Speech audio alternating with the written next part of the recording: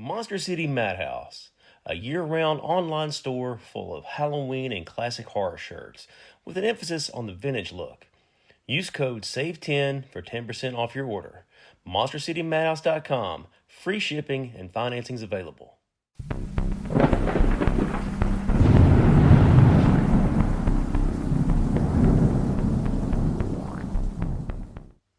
Welcome back to Southern Ghost Stories. I am the American Hauntstorian Allen Sircy. I appreciate you guys joining me today. I hope you guys are digging the new Tennessee Tales Tuesday format. Dropped a new episode yesterday and gonna keep doing those every Tuesday. But today, we're gonna go deep into the ancient mountains of Appalachia, into the mist-covered valleys and dark hollows, where Cherokee folklore still lingers like smoke through the trees. Long before roads cut through the mountains, long before settlers built cabins along the rivers, the Cherokee people told stories about creatures, spirits, and beings that lived beside mankind.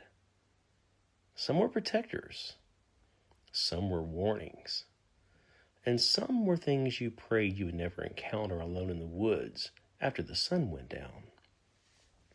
The Cherokee didn't view these stories as entertainment. These tales carried lessons.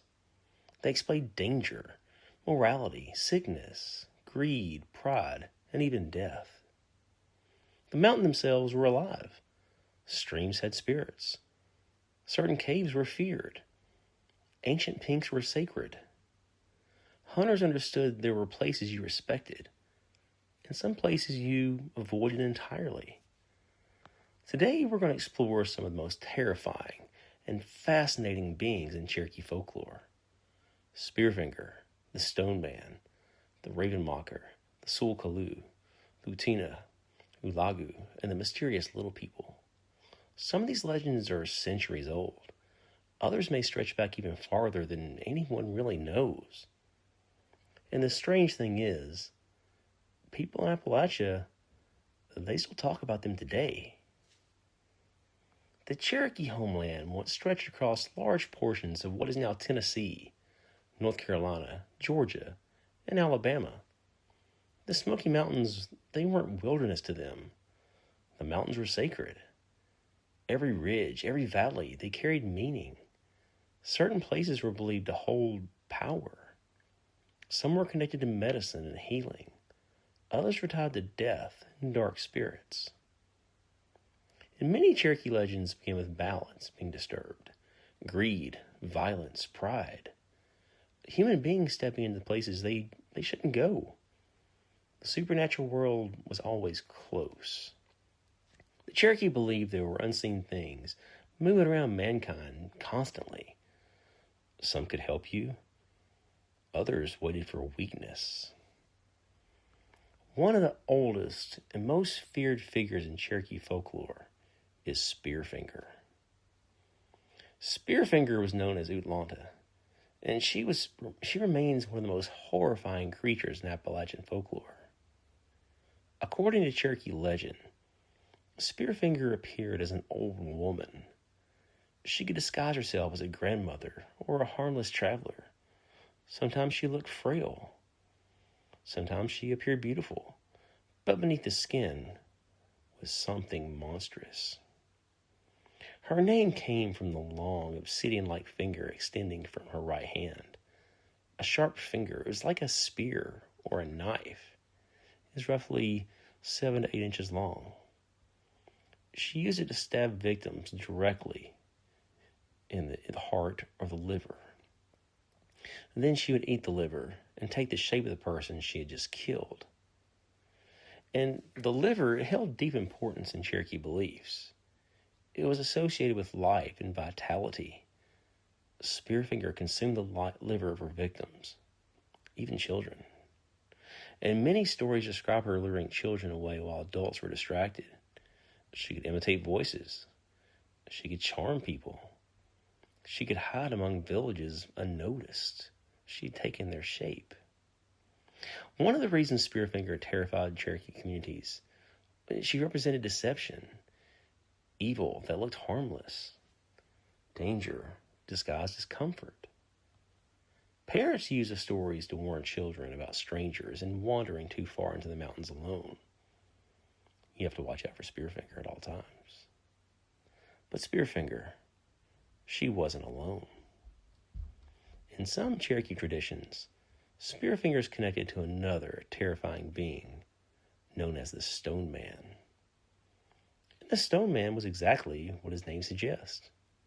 He's a massive creature formed from rock itself. He was said to roam the mountains. He was impossible to kill by ordinary means. And some descriptions portray him as a giant covered in stone skin, moving silently through forests despite his enormous size. Others describe him as a more human shape, but more completely hardened like a mountain rock. In several versions of the legend, Spearfinger herself had stone skin. Weapons, they couldn't pierce her. Arrows, they bounced right off. Knives, shattered. Hunters could not stop her because she was protected by stone magic. And that's where the connection between Spearfinger and the Stone Man becomes important. Both figures seem to emerge from older Cherokee ideas involving stone giants or supernatural beings tied directly to the mountains themselves. In some oral traditions, Spearfinger was associated with a race of ancient stone beings who lived in caves and mountainsides before humans settled there in the region. The Stone Man may have been one of those beings, or perhaps he was the male counterpart to Spearfinger herself. The connection also reflects something deeper in Cherokee cosmology. The mountains were ancient, they were alive. Stone was eternal. Stone remembered. Some creatures belong more to the mountains than to the world of men. There are even stories suggesting Spearfinger's heart was hidden within her stone body, making her nearly immortal. In one famous tale, Cherokee hunters finally tricked her in revealing where her vulnerable spot was. Once exposed, she was destroyed. And the story carries a warning. Evil can survive for a very long time when protected by deception and power. And one of the really cool things is, about the Cherokee legend of Spearfinger, her heart that was hidden, it was tucked away in the palm of her right hand beneath the Spearfinger. So some folklorists believe these legends may preserve fragments of even older myths stretching back thousands of years. And the Spearfinger represented hidden evil. The Raven Mocker represented death itself. The Raven Mocker, he was one of the most feared witches in Cherokee belief. And unlike ordinary witches, the Raven Mocker specifically targeted the dying. According to legend, these terrifying beings flew through the night, screaming like ravens. They traveled invisibly or moved as dark shadows. Medicine men feared them because Raven Mockers stole the remaining life from people near death. The Cherokee believed that when someone was gravely ill, a Raven Mocker might appear outside the home. They would feed on the dying person's heart, or consume years from their life, extending their own unnatural existence. Some stories claim the Raven Mocker appeared as an old person with blazing eyes. Others say they could transform into birds, or move as ghostly figures through the sky. What made them especially horrifying was they worked together. Groups of Raven Mockers were believed to gather around homes when someone was dying. Medicine men performed rituals and prayers to protect the sick from these strange entities. If a medicine man could identify a Raven Mocker hiding within the community, a creature's power could supposedly be broken. And unlike many monsters in folklore, the Raven Mocker wasn't simply a beast lurking in the woods. It represented fear of death itself. The helplessness families felt watching loved ones just fade away. And in isolated Appalachian communities where disease and harsh winters killed many, many people, stories about creatures stealing life from the dying became deeply rooted. Even today, some older Appalachian families they don't talk about ravens or strange bird cries around deathbeds. And then there's a Tsul Kalu. Few figures in Cherokee folklore are more mysterious. The Tsul Kalu was considered a giant hunter spirit and a supernatural being associated with the mountains of western North Carolina. His name roughly translates to slant-eyed giant, though some descriptions vary. Unlike Spearfinger or the Raven Mocker, Tsul Kalu was not entirely evil. He existed more like an ancient force of nature. The Cherokees believed Tsul Kalu lived in the high mountains and possessed enormous power. Hunters prayed to him for success before entering the woods. Certain caves and rock formations, they are believed to be connected to him. One location in North Carolina known as Juticula Rock still carries mysterious carvings associated with the legend. And some Cherokee stories describe Tsul Kalu as a giant covered in hair with slanted eyes who could move across mountains in a single stride. Others portray him like a spirit guardian watching over animals in the wilderness. What makes Tsul Kalu fascinating is how much he resembled later Appalachian Bigfoot legends. Hair-covered giant beings, massive footprints, mountain spirits watching hunters from ridges. The overlap is impossible to ignore. Some researchers believe Cherokee stories about Tsul Kalu may have influenced modern Sasquatch legends all throughout Appalachia. There are accounts from early settlers describing Cherokee reluctance to enter certain mountain regions after dark because they believed powerful beings lived there. Tsul Kalu was not necessarily malicious, but humans were expected to respect his territory. Disrespecting Cherokee folklore always carries consequences. And then we come to one of the strangest creatures in Cherokee mythology, the Uktena. The Uktena was a massive horned serpent. Some stories describe it as enormous enough to coil around rivers. Others say it had glowing scales, antlers, and a crystal embedded in its forehead called the Ulan Suti. That crystal supposedly granted immense power. Medicine men sought it, but acquiring it often meant death. The Uktena was considered deeply dangerous and supernatural. Merely looking at it could drive a person insane or even kill them. Hunters who encountered one were instructed to avert their eyes immediately. Descriptions vary dramatically because the Uktena was not simply an animal. It was a spiritual terror. Some accounts portray it as dragon-like. Others describe a serpent with deer antlers and blazing eyes moving through mountain rivers. In several traditions, the Uktena guarded sacred places and hidden knowledge. Certain caves and remote streams in the Smokies were believed connected to Uktena sightings. There are stories of medicine men attempting dangerous rituals to locate the creature's crystal. And if successful, the crystal supposedly gave powers of prophecy and healing. But many who searched, they never returned. What's remarkable is similar how the Uktena sounds to horned serpent legends found across numerous Native American cultures. The Cherokee version simply became rooted in Appalachian geography. Dark rivers, fog-covered ridges, deep caves where strange things waited beneath the earth. Another terrifying figure in Cherokee folklore is Ulagu. Sometimes described as a dark spirit or a monstrous being associated with corruption and danger, Ulagu occupies a murkier space in Cherokee oral tradition. Some accounts portray it as a lurking, malevolent force in the woods. Others associate it with witchcraft and spiritual sickness.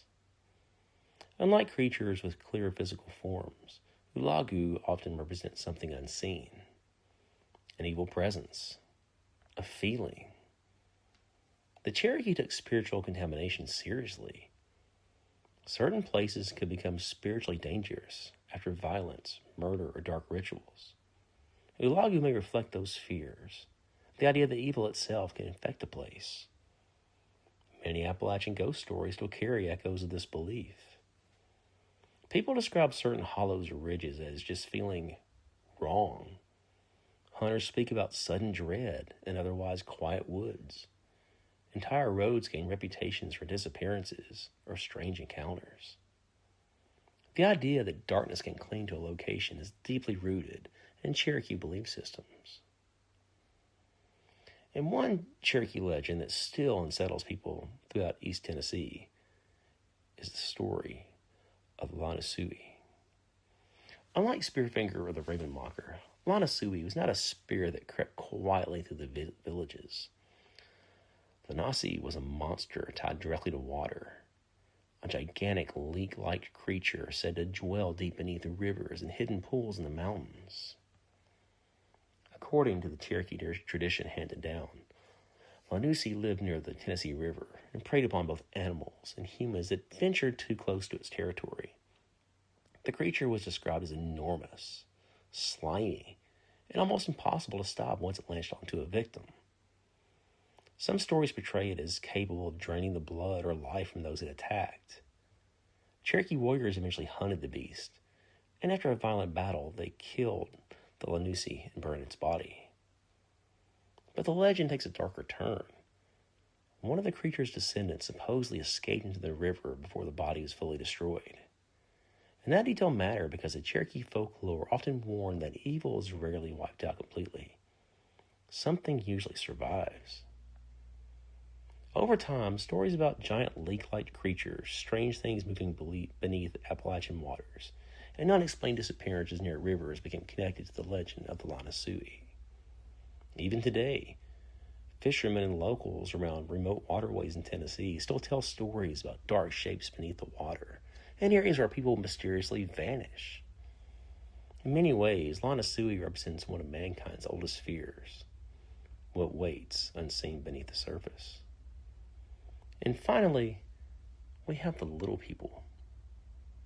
Almost every Appalachian culture has stories about small, supernatural beings. But Cherokee traditions surrounding these little people are especially fascinating. These beings are often described as tiny human-like spirits living deep in the forest, in caves, and mountainsides. Sometimes they help lost travelers. Sometimes they punish disrespectful people. The Cherokee believed little people live separately from mankind, but occasionally interact with humans. They can be mischievous, protective, even dangerous. Some stories claim they taught medicine to certain Cherokee healers. Others warn that mocking or angering them could lead to sickness or disappearance. Unlike European fairy traditions, Cherokee little people were tied closely to nature and survival. Hunters sometimes left offerings for them. Certain mountain locations were avoided just out of respect. There are old Appalachian stories, even into the 20th century, of people hearing laughter or music in isolated coves with nobody there. Tiny footprints appearing around campsites. Food disappearing overnight. Children claiming to see small people watching from the tree lines. Whether these stories evolve from Cherokee traditions or merge with settler folklore over generations, it's hard to say.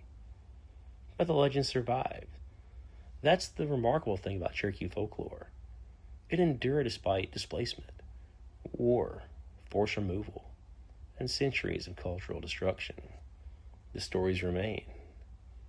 And maybe that's because these mountains themselves feel ancient. If you spend enough time in Appalachia, especially deep in the Smokies, you understand why these legends developed. Fog crawls through the valleys without warning. Sounds travel strangely at night. Entire ridges disappear beneath darkness. There are caves nobody fully explores, and forests that are so dense they swallow all the light. It becomes easy to imagine something watching from the trees. Cherokee folklore wasn't created to entertain tourists around campfires. No, these stories, they carried warnings. Respect nature. Respect the dead. Do not become arrogant. And understand that mankind is not the only thing inhabiting the mountains. Even today, many Appalachian families avoid whistling in the woods after dark. Some refuse to discuss certain legends at night. Others to leave offerings in remote places without entirely knowing why. Old beliefs survive in quiet ways. And perhaps they survive because somewhere deep in the mountains, people still encounter things they can't explain. And if you want to learn more about Cherokee folklore and just wild Appalachian tales, check out my book, Southern Ghost Stories, Tennessee Tales 2. It's a fun book.